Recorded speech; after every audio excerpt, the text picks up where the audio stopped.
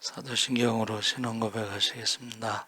전능하사 천지를 만드신 하나님 아버지를 내가 믿사오며 그 아들 우리 주 예수 그리스도를 믿사오니 이는 성령으로 잉태하사 동정녀 마리아에게 나시고 본디오 빌라도에게 고난을 받으사 십자가에 못 박혀 죽으시고 장사한 지 사흘 만에 죽은 자 가운데서 다시 살아나시며 하늘에 오르사 전능하신 하나님 우편에 앉아 계시다가 저희로서 산자와 죽은 자를 심판하러 오시리라.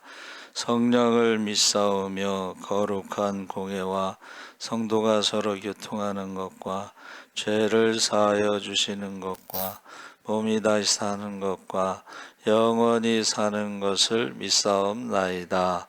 아멘. 찬송가 330장 찬송하시겠습니다.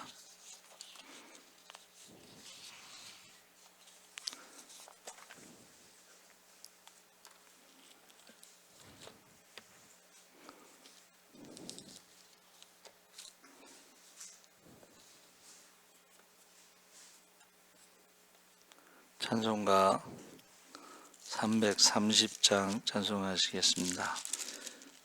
어두운 밤시 내리니 내 직분 지켜서 찬 이슬 맺힐 때에 일찍 일어나 해 돋는 아침부터 힘써서 일하라.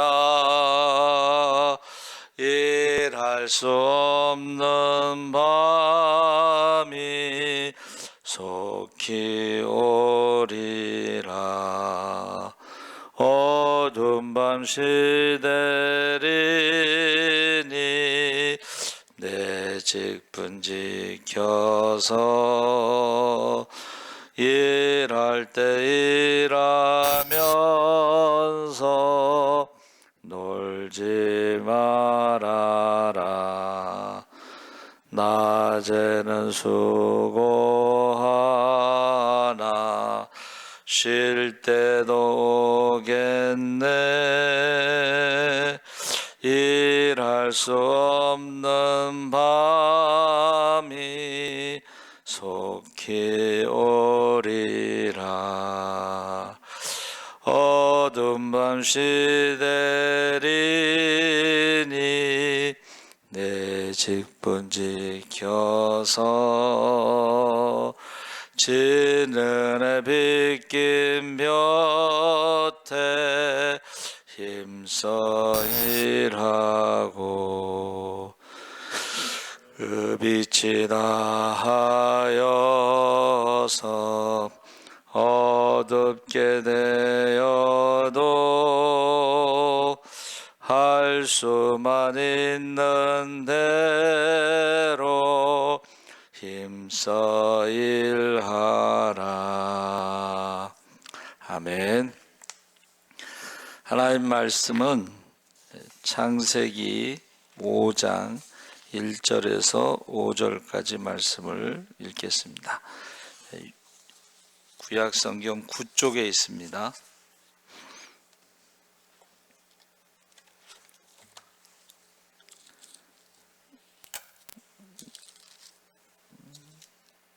아, 6쪽. 예. 창세기 5장 1절에서 5절까지 우리 함께 천천히 읽겠습니다. 이것은 아담의 계보를 적은 책이니라.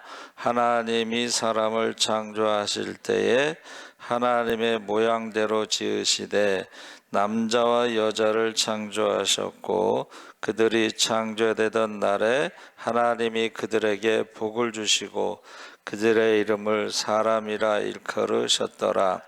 아담은 130세에 자기의 모양 곧 자기의 형상과 같은 아들을 낳아 이름을 셋이라 하였고 아담은 셋을 낳은 후 800년을 지내며 자녀들을 낳았으며 그는 930세를 살고 죽었더라. 아멘. 할렐루야. 예, 좋은 아침입니다. 잘 오셨습니다. 우리가 읽은 말씀에 아담이 셋을 낳고 그러니까 가인과 아벨은 기록이 안 된 거예요. 그렇죠? 그래서 이 족보와 그 다음에 계보의 차이가 뭐냐? 족보는 우리가 아는 것처럼 이름을 거기다 올리는 것이고, 계보는 그 이야기가 있습니다. 이야기. 예. 그래서 지금 성경의 족보가 단순히 혈연 관계를 나열하는 것을 넘어 역사적 사실을 입증하고 하나님의 구원 계획이 어떻게 특정 인물과 구원 계획, 구원의 역사, 이거를 우리가 구속사라고 부르는 거예요. 그러니까 아담의 계보라고 하는 것은 구속사를 기준으로 특정 인물과 혈통을 통해 이어지는지를 보여주는 중요한 역할을 하고 있는데, 구약 성경의 주요 족보 계보는 아담에서부터 아브라함까지 창세기는 톨레도트라고 하는 10가지 족보를 중심으로 구성되어 있다. 그래서 톨레도트라고 하는 것이 출생, 또 후손, 결과, 역사, 이런 뜻이 포함되어 있습니다. 그리고 십자가, 관계, 교육, 과정, 관계, 십자가. 그래서 이 십자가가 2번 들어가고, 관계가 2번 들어가고, 교육이 2번 들어가는데, 히브리어의 그 특징 중에 하나가 이게 제가 최초의 언어는 이제 그림 글자라고 그래, 그림 문자. 그래서 한문하고 이제 히브리어가 비슷한데, 여기서 이제 아담에서 노아까지 노아의 세 아들 함, 셋, 야벳의 후손들에서 이 셈과 함과 야벳이 70족속으로 이제 나눠집니다. 족보에 이렇게 나와 있어요. 그래서 70개의 족속으로 또 이렇게 해서 계속 나눠지는데, 셈에서 아브라함까지 계보. 셈이라고 하는 것이 믿음의 족보를 말하는 거예요. 셈과 함과 야벳 중에 셈이 믿음의 족보를 이어가고 있습니다. 그래서 우리가 읽은 셋의 족보도 믿음의 족보고, 그 다음에 가인의 족보는 이게 죽음, 어떤 죽음의 족보, 아담의 족보 중에 태어나고 죽었더라가 이제 반복되거든요. 5장에 보면 태어나고 죽었더라. 어디서 많이 본 것 같죠? 우리 사람들 죽었을 때 언제 태어나고 언제 졸 그러잖아요. 그게 족보죠. 그래서 지금 셋의 족보와 가인의 족보가 다르고, 또 여기서 셈과 함과 야벳 중에 셈의 족보가 다르고, 그래서 인류의 기원, 이스라엘 민족의 조상 아브라함이 선택되기까지의 역사를 보여준다. 그러니까 족보를 통해서 이게 역사를 보여주고 있다는 거예요. 역사, 만들어낸 이야기가 아니고 역사. 그래서 이제 거기 주요 인물이 아담, 셋, 에녹, 무두셀라, 노아, 셈, 데라, 아브라함. 창세기의 족보에. 그리고 이제 역대기 족보도 나오죠. 역대기 이름이 많이 나오는데, 이스라엘 역사 속에서 행하신 하나님의 구원 사역을 중심으로 기록하고, 특징은 아브라함과 야곱의 12아들을 중심으로 기록되어 있다. 특히 유다 지파, 또 제사장 계열인 레위 지파 혈통을 중요하게 다루고 있다 그랬죠. 그리고 에스라는 이제 우리가 잘 아는 것처럼 에스라와 느헤미야는 바벨론 포로기 이후에 이 순수 혈통 신앙 공동체를 재건하기 위해서 족보를 이제 조사, 심사해서 정리하는 내용이 나옵니다. 그리고 이제 신약 성경의 예수 그리스도의 족보에 대해서 마태복음과 누가복음 두 곳에 기록되어 있는데, 마태복음은 누가복음과 좀 다르죠. 그래서 아브라함에서 시작하여 예수님까지 내려오는 이것을 하향식이라고 그래. 누가 누구를 낳고. 그런데 그 누가복음, 누가는 이제 의사잖아요. 의사인데 이것을 상향식, 위로 올라가는 족보. 근데 아담, 그 위에 하나님. 그러니까 이게 마태복음은 이제 유대인들을 중심으로 한 족보고, 누가복음은 인류의 어떤 역사적인 어떻게 시작됐느냐로 이렇게 상향식으로 족보를 이제 기록하고 있는 거예요. 그래서 예수가 아브라함의 후손 다윗의 자손 후계자로 구약의 예언을 성취하는 메시아를 강조한 것이 이제 마태복음이고, 그리고 다윗부터 바벨론 유배까지 14대로 구분하고 있는데, 이것은 14라는 숫자가 다윗의 자손이라는 뜻입니다. 다윗. 그러니까 3번 반복하는 것은 다윗의 자손, 다윗의 자손, 다윗의 자손. 그래서 다윗의 자손이라는 것은 왕을 말하는 거예요. 왕. 그래서 이것을 족보를 통해서 우리의 구원에 대해서 지금 설명하고 있는데, 그 중에 우리가 읽은 게 이제 창세기 5장 1절에서 5절에 결국은 5장에는 죄로 인해서 죽음이 반복되죠. 그렇죠? 근데 그 가운데 여러분, 계속 태어나고 죽고 이게 반복되다 갑자기 누가 태어나요? 거기에 이제 하나님과 동행하는 삶의 소망을 강조하는 그 아담부터 노아까지의 셋의 계보를 중심으로 인해서 그 에녹이 나타납니다.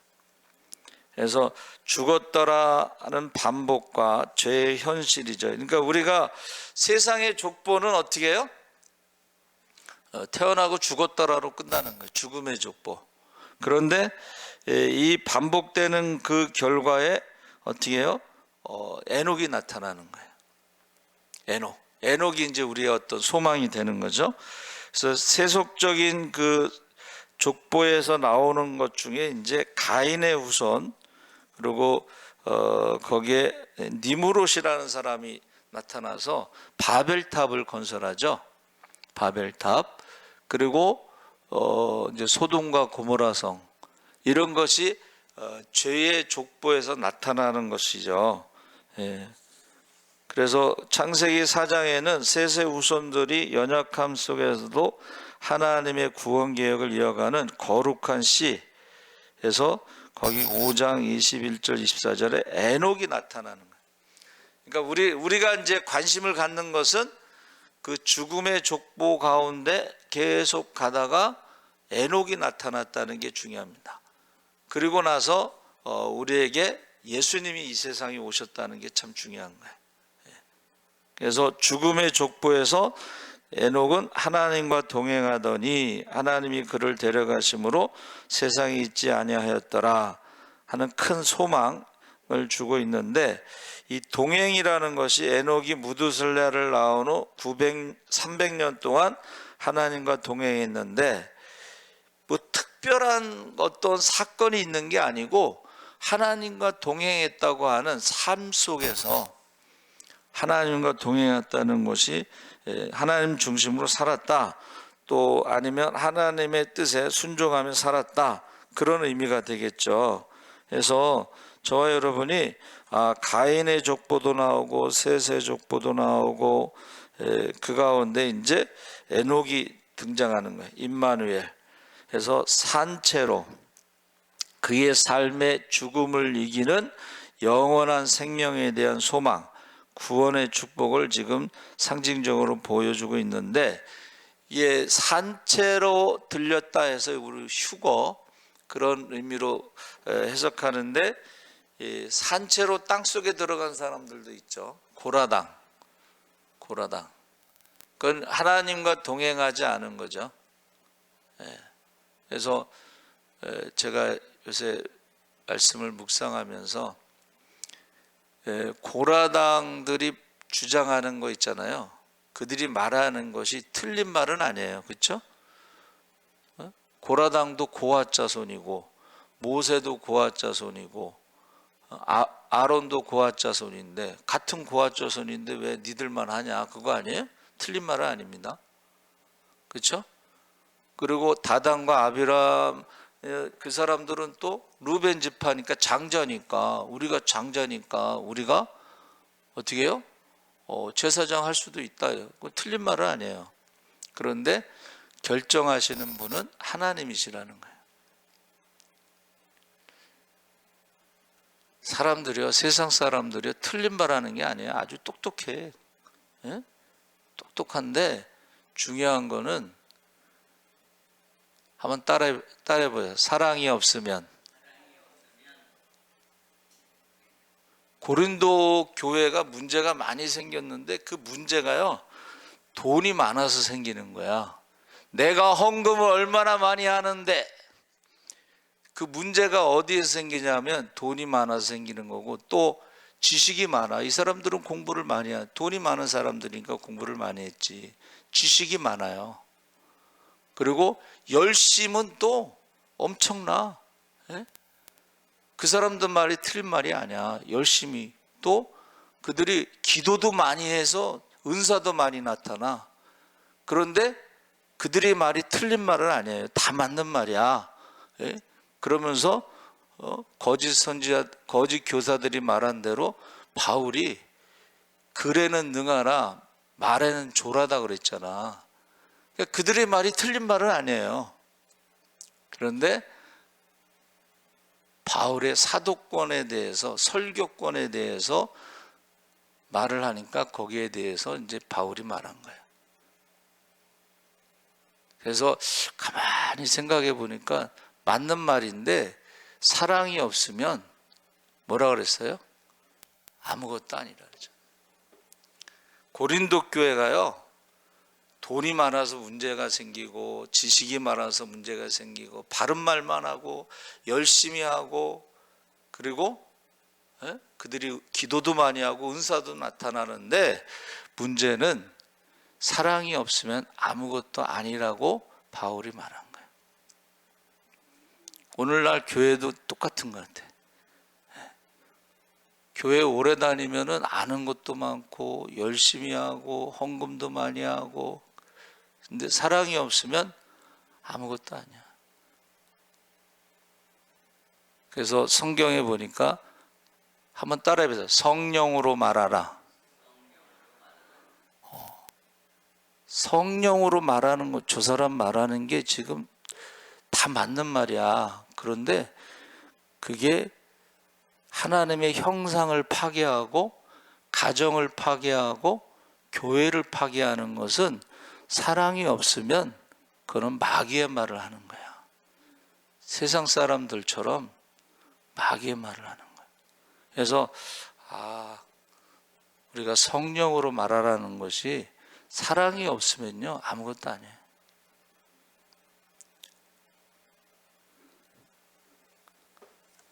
세 번째가 이제 구속사의 흐름의 소망의 단순한 족보 이상의 의미가 혈통에 기록한 연대가 아니라 타락한 세상 속에서도 하나님의 구원 역사를 이어갈 후손들을 보여주는 구원의 다리 역할을 한다 그랬어요.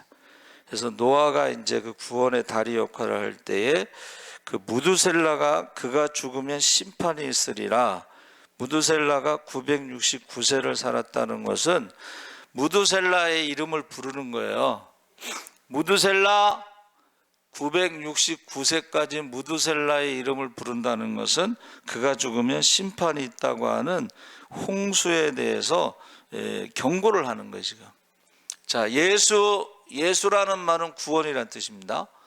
그러면 이 주후라고 하는 것이 이게 애프터가 아니고, 주후 AD라는 것은 주님이 태어나신 해가 2025년이 됐으면은, 예수라고 하는 말은 구원이라는 뜻이니까는 계속해서 예수 구원 재림, 예수 구원 재림 심판, 최후의 심판에 대해서 계속 경고를 하는 거예요. 경고를 하는데도 불구하고 어떻게 해요? 사람들이 이제 재림을 잊어버리고 예수의 구원을 잊어버리고 예수의 재림을 준비하지 않고 그렇게 살아간다는 거예요. 그러니까 믿음이 없는 거지. 성령이 그 안에 있으면, 여러분, 성령을 받으면요, 그 다음날 아침이 달라진다고 그러더라고요. 어떤 목사님 간증, 이제 학생 때 간증이야. 교회가 목사님 파하고 장로님 파하고 갈라졌는데 자기는 목사님 파였는데 그 장로님, 미워하는 장로님이 있었대요. 근데 성령 받고 나서 그 다음날 아침 주일이 됐는데 자기네 그 집이 20층 아파트였나 봐. 근데 거기서 교회 앞에서 자기가 미워하는 장로님이 주일날 주보를 나눠주는데 그 장로님이 그렇게 이뻐 보이더래. 성령 받기 전에는 그렇게 미워했는데, 그래가지고 자기가 가서 그 주보를 나눠주는 장로님을 끌어안았대. 그 장로님도 자기를 미워하는 줄 알고 있는데, 반대판 거를 알고 있는데 갑자기 사랑한다고 그러고 끌어안는 것 좀 당황했겠죠. 그 성령 받기 전과 후가 달라지더라는 거야. 내 안에 성령이 있으면, 그 설교 얘기도 하더만, 목사님 설교가, 옛날 목사님들이 굉장히 고지식하게 설교를 해서 재미가 없어요. 그러면 재미가 없는 설교 시간에 자기는 주보에서 오타가 난 게 뭔가 그거 찾아보고 있었는데, 성령 받고 나서부터는 설교가 그렇게 은혜가 되더래요.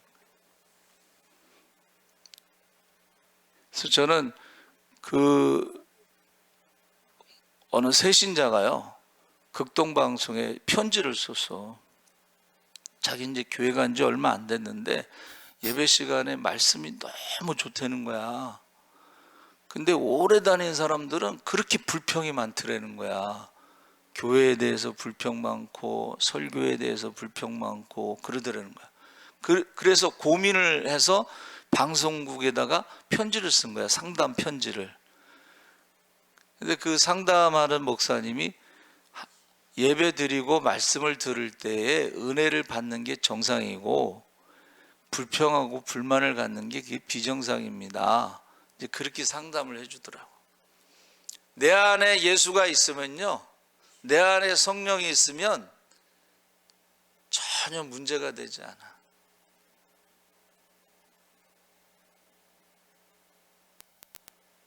그래서 창세기 5장이 비록 인간의 삶의 죽음이라는 현실이 있지만 그 가운데서도 에녹처럼 하나님과 동행하는 삶을 살 때에 죄와 죽음을 이기고 영원한 생명의 소망을 누릴 수 있음을 지금 선포하고 있다. 그러니까 저와 여러분이 교회에 오면은 십자가를 바라보시기 바랍니다. 그럼 우리가 하나님과 동행하고 우린 죽음을 두려워하지 않고 부활에 대한 소망을 가지고 성령 충만한 가운데 하나님의 자녀의 권세와 능력을 통해서 이 땅에 하나님 나라가 이루어지고 가정 천국이 이루어지고 교회 천국이 이루어지고 그리고 우리가 영생을 얻는 거예요. 그래서 저는 세상 사람들은 다 죄와 사망의 저주 가운데 생로병사의 저주 가운데 감사하지 않고 과거에 대해서는 어떻게 해요?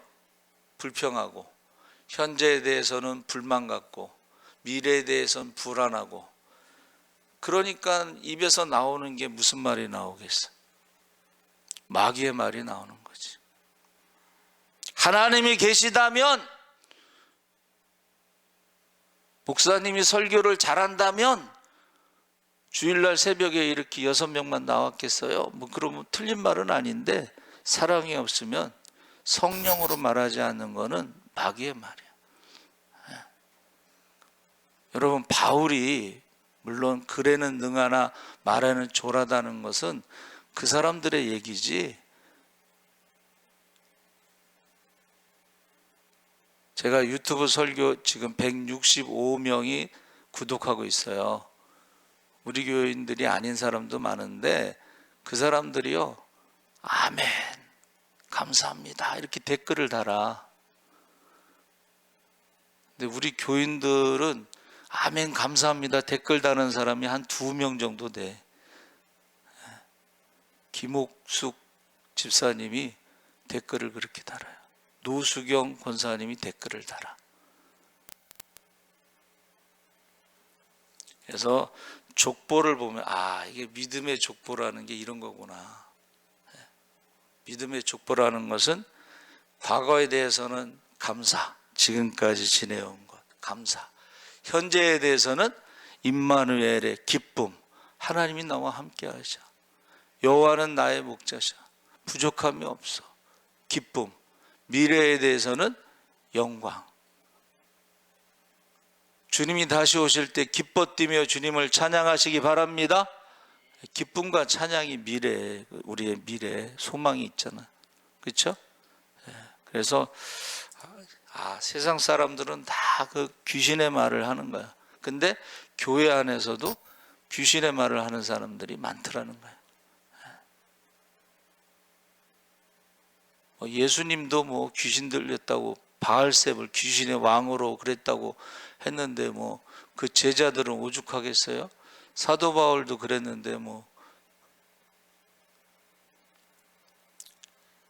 사랑이 없으면 저 사람 지금 귀신의 말을 하는구나 이렇게 생각하시면 돼. 상처받을 필요가 없어. 왜? 사랑이 없으면 그거는 성령으로 말하는 게 아니니까.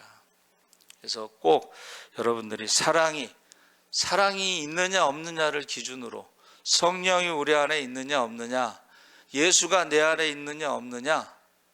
그래서 저와 여러분은 감사하시기 바랍니다. 기뻐하시기 바랍니다. 하나님께 영광 돌리시기 바랍니다. 하나님 아버지 감사합니다. 우리가 계보를 통해서 믿음의 계보가 있고 가인의 족보가 있고 셋의 족보가 있고 믿음의 계보를 통해서 구원의 역사가 있음을 알고, 세상의 사람들은 태어나고 죽고가 반복되지만 어느 날 에녹이 나타나서 하나님과 동행하며 죄와는 상관이 없이 하나님 중심으로 하나님 말씀대로 살다가 죽음을 보지 않은 것처럼 우리도 믿음으로 살아갈 때에 성령 충만하게 하시고 이 세상에서 하나님 나라가 이루어지고 영원한 나라 영생을 얻기를 우리가 바라보면서